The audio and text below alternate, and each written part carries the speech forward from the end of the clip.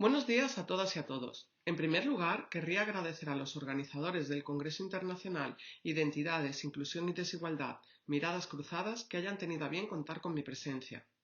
Paso ahora a presentarles mi comunicación titulada Identidad nacional e internacionalización artística, articulación epistemológica y narrativo-historiográfica de las vanguardias fin de siglo. Creo interesante comenzar esta exposición explicando brevemente cómo se articulaba el sistema del arte en los últimos años del siglo XIX en Francia, cómo entran a formar parte de él nuevos sectores profesionales ajenos al Estado y a la academia imperantes en Francia en estos momentos y cómo estos nuevos sectores profesionales ayudan a las emergentes vanguardias a consolidarse. Y para ello debemos en primer lugar comprender cómo se articulaba este sistema del arte en París hacia finales del Segundo Imperio y posteriormente con la llegada de la Tercera República, y por qué surge la necesidad entre algunos artistas de este tiempo a promover su obra en el extranjero. La fatalidad de la falta de éxito que ahogaba el creciente número de artistas residentes en París durante el Segundo Imperio y provocada por el estrecho embudo que generaba la rigidez académica, obligó al Estado a la creación del Premio Nacional en 1874, rompiendo así con el monopolio del Premio de Roma, administrado por la propia Academia y Escuela de Bellas Artes, y posibilitando la inclusión de los artistas oficiales en las esferas institucionales. Grosso modo, artistas académicos y oficiales no tenían por qué mostrar estilos o técnicas distintas los unos de los otros. Ni siquiera el número de encargos recibidos por parte del Estado tenía por qué ser menor en un caso que en otro. La diferencia radicaba en la consagración institucional que obtenían los artistas académicos, muy alejada de la de los oficiales. En el otro extremo del artista académico, el libre. Libre porque, a diferencia del primero, considerado padre educador de los valores morales de la patria, que ilustra al pueblo a través de sus obras, el artista libre se despoja de esta carga didáctica y moral, depositando en las manos del público su veredicto y éxito. A estos últimos y a sus estrategias haremos alusión en esta presentación, sin que ello quiera significar que el iniciar una carrera como artista libre imposibilitase una posterior consagración oficial. Ser o no un artista libre, sin embargo, no constituía una alternativa tan poética como un siglo y medio después pueda parecernos. La inestabilidad económica, habitacional e incluso geográfica es afín a casi todos ellos. A la mezcolanza de orígenes, en muchos de los casos, se unía la imposibilidad o el rechazo a formar parte de una estructura que a su vez los repudiaba. La necesidad, no obstante, de vender para subsistir les obliga a plantearse otras alternativas al siempre presente salón oficial. De otra parte, la revolución industrial iniciada en Inglaterra y posteriormente extendida por el resto de Europa, particularmente en Alemania y Francia, conllevó la aparición de nuevos grupos sociales susceptibles de ser adquisidores de un arte diferente al oficial, y la conciencia por parte de los artistas de la diversidad de identidades, gustos y orientaciones estéticas de estos potenciales clientes en función del ámbito social y geográfico del que proviniesen, hacen el resto. Sin querer detenerme excesivamente en las estrategias desplegadas por los artistas de mediados de siglo en la búsqueda de una autonomía que les posibilitase su desvinculación de los salones oficiales, baste decir que el juego expositivo con las ciudades de provincia o extranjeras será afín a muchos de ellos. Véase el caso de Courbet, quien bascula entre la elaboración de cuadros de temática social y políticamente incorrectos con otros de gusto más local, destinados a ser expuestos en provincias, o los de Manet, Pissarro, Legros, Winslet o Fantin-Latour, quienes a través de la Sociedad de Aguafuertistas exploran las oportunidades de difusión de este producto en auge que, siendo de pequeño formato, limitado coste de producción y fácil adquisición por parte de un público más o menos burgués, podía resultar fácilmente comercializable en el extranjero. Los cauces utilizados por el arte de vanguardia en el extranjero a partir de los años 80 y 90, sin embargo, se independizan poco a poco de los oficiales de forma más sistematizada. La red de críticos de arte, marchantes y amateurs internacionales de arte moderno se consolida gradualmente, facilitando su difusión.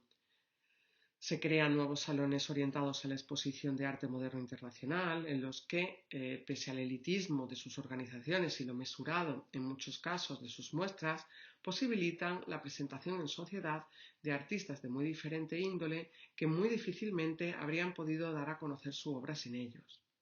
Entre los más relevantes, sin duda, el Salón de los 20, fundado en Bruselas en 1883 por Octave Mauss, reconvertido posteriormente en la Libre Esthétique en 1893.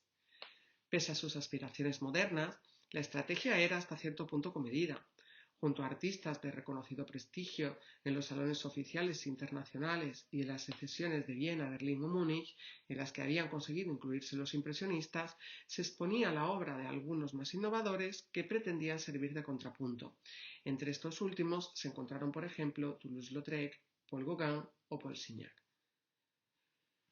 De hecho, todas estas tendencias artísticas que de manera más o menos fortuita se ha convenido en denominar postimpresionismo se benefician notablemente de las relaciones belgas gestadas a partir del entorno del Salón de los 20 y que posteriormente les posibilitará el salto a Alemania. Entre los mayores responsables de estas buenas relaciones se encuentra precisamente Signac, a quien Mauss acoge en calidad de impresionista. Creo interesante remarcar este punto como elemento fundamental en la comprensión de las estrategias vanguardistas por consolidarse tanto en el mercado extranjero como en el nacional, es decir, la vinculación con lo tradicional y por tanto con la identidad nacional. La tentativa de vincular modernidad y tradición no solo no es nueva, sino que será recurrente a lo largo de la historia de las vanguardias, tanto las del siglo XIX como las del XX. La autonomía técnica y estética, por esta reivindicada y no ajena al espíritu mercantil, aspiraba a la consagración oficial, o dicho de otro modo, a ser digno representante del arte patrio, máxime en tiempos de exaltación patriótica tras la pérdida de la Guerra Franco-Prusiana de 1870. Por este motivo, cuando Signac se identifica como continuador del impresionismo frente al grupo de los 20, lo hace de manera consciente y premeditada, con la intención de ennoblecer sus orígenes artísticos. Pero no solo allí. En París, donde Seurat había muerto hacía poco, Signac insistía en proclamarlo en sus discursos públicos el nuevo Auguste-Dominique Ingres de la pintura moderna, heredero de la tradición francesa, llegando incluso a aventurarse en la redacción del libro de Eugène Delacroix o neoimpresionismo en 1896. La estrategia comercial queda por tanto clara: crearse en París una reputación de artista innovador, tratar de exponer y vender en el extranjero, aun a expensas de tener que dulcificar o modificar del todo la producción y exposición de esta para hacerla más vendible, pero ante todo hacer creer en la capital francesa que se era considerado en el extranjero. La multiplicidad de tendencias artísticas, la ebullición cultural del París del cambio de siglo y la ingente cantidad de escritos dedicados a artistas y publicados en las múltiples revistas artístico-literarias hizo rápidamente comprender a los nuevos promotores artísticos la necesidad de distinguir la producción de sus protegidos frente a otros, pretendidamente menos interesantes, e ingeniosamente coligieron que distinguirse no era imprescindiblemente ser mejores, era imperativamente parecerlo. Estos jóvenes marchantes vislumbraron la categórica necesidad de construir una reputación artística. Particularmente Ambroise Vollard, febril fabricador de mitos, insistirá en mostrar a los artistas a los que representó como figuras individuales, sin escuela, pese a que sus archivos revelen la venta de obras de otros muchos menos comerciales. Como él mismo recordaría en sus memorias, de manera precoz percibiría que el éxito de la promoción artística residía en el juego expositivo con el extranjero, encumbrando las carreras de artistas no particularmente comerciales en vida, como las de Van Gogh, Cézanne o el propio Gauguin, lucrándose como nadie del sentimiento de culpabilidad colectiva que provoca la desaparición de un profeta incomprendido.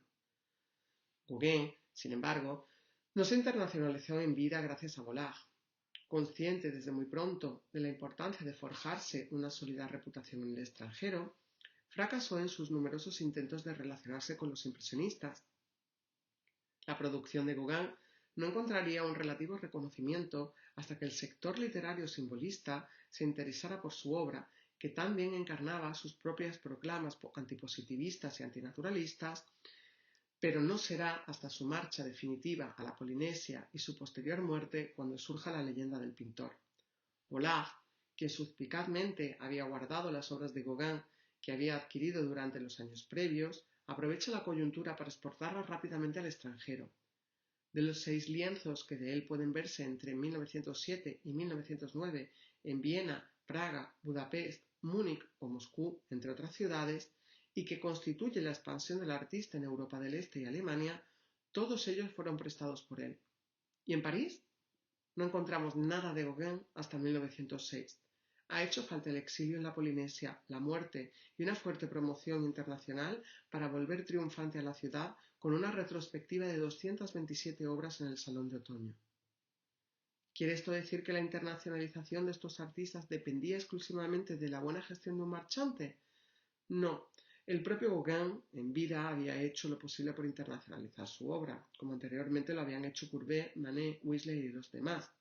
La importancia, sin embargo, de una buena promoción internacional era vital para la sólida construcción de una carrera artística. Otro buen ejemplo es el de Monet. El potencial comercial de los impresionistas fue explotado por Durand Ruel, quien se lanzaría a la providencial promoción internacional de muchos de ellos, siendo finalmente responsable en gran medida del éxito comercial de muchos de ellos, particularmente de Monet. Tras la organización de muestras en Londres, Rotterdam y Berlín entre 1882 y 1885, Durand Ruel entra en contacto con James F. Sutton, fundador de la American Art Association, quien sería su intermediario más eficaz en Nueva York. Con él organiza una primera exposición impresionista en 1886 en la que, de manera inteligente, relaciona las obras de Monet, Degas, Renoir o Morisot con las de artistas más académicos y apreciados por el público estadounidense en la voluntad de establecer paralelismos culturales y estéticos. En la segunda exposición por ambos organizada, se exhiben obras aún más conservadoras. Nuevamente, la vinculación entre vanguardia y tradición cultural está presente. Gracias a los libros de cuentas que del artista se conservan, conocemos la evolución de las retribuciones de Monet hasta 1889. Su entrada en la Galería Petit es, sin lugar a dudas, favorable para el artista.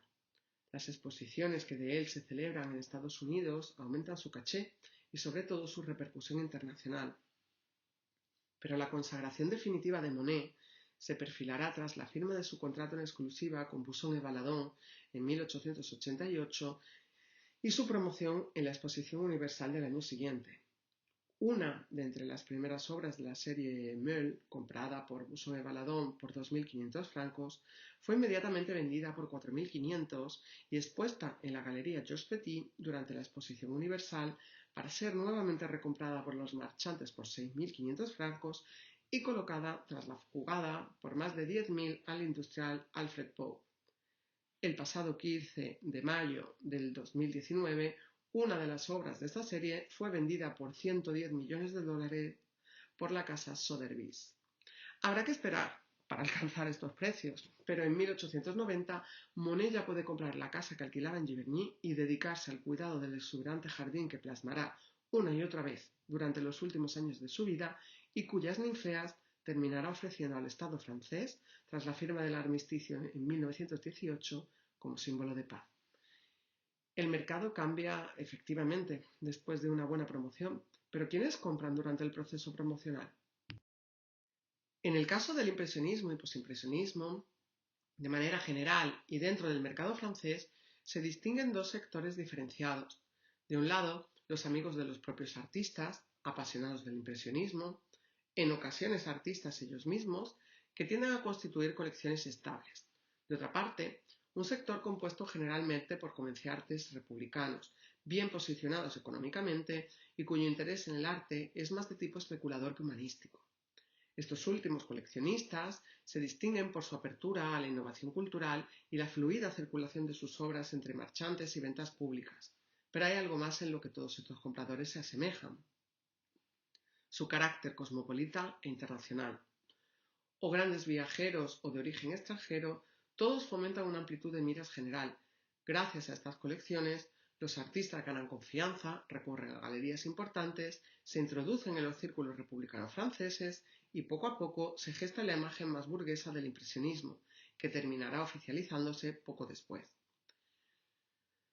Estos primeros coleccionistas disminuyen tras 1885, cuando sus colecciones están ya constituidas y los precios han aumentado. Entran aquí en juego los compradores americanos, interesados particularmente en el impresionismo tras las exposiciones de Douin-Rouel y Sutton, y estos coleccionistas frecuentemente donarán sus obras de arte francés a museos americanos o promoverán los suyos propios, no solo motivados por las fuertes exenciones fiscales, sino por el a veces cuestionable deseo de ejercer una influencia cultural y política en su entorno. El sostén de artistas innovadores se convierte para muchos de ellos en el modelo del nuevo republicanismo internacional.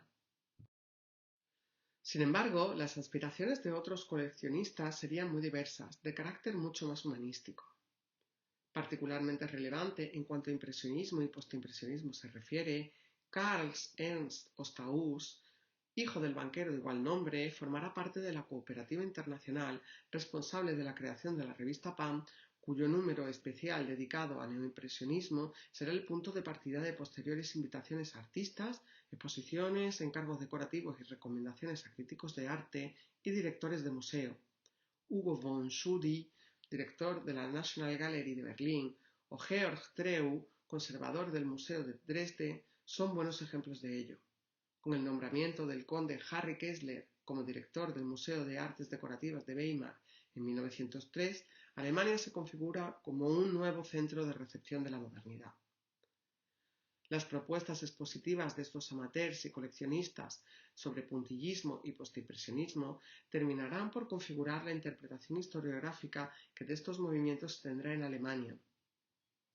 Y es este un factor crucial en la comprensión que de la historiografía de estas primeras vanguardias tenemos en la actualidad.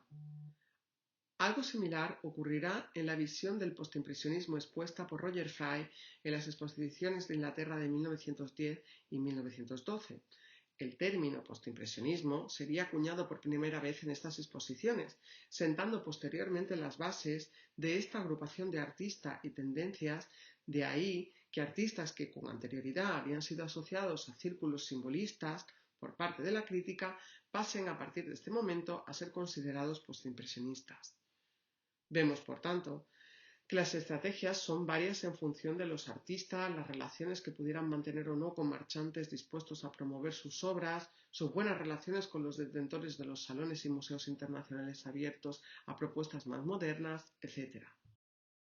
Pero me gustaría cerrar esta intervención con una afirmación que, a tenor de lo anteriormente expuesto, parece clara: la necesidad de todos ellos de vincularse a lo internacional, a la mirada plural, en definitiva, con el propósito de labrarse una fama que les ayudase a consolidarse en París, epicentro entonces de la modernidad, así como la taxativa vinculación con una tradición y, por tanto, lo propio, en la voluntad de ennoblecer sus orígenes artísticos en pos de una consagración oficial. Sin más, y agradeciéndoles encarecidamente el tiempo que me han dedicado, quedo ahora a su disposición para cualquier pregunta o reflexión que quieran plantearme acerca de este tema. Muchas gracias.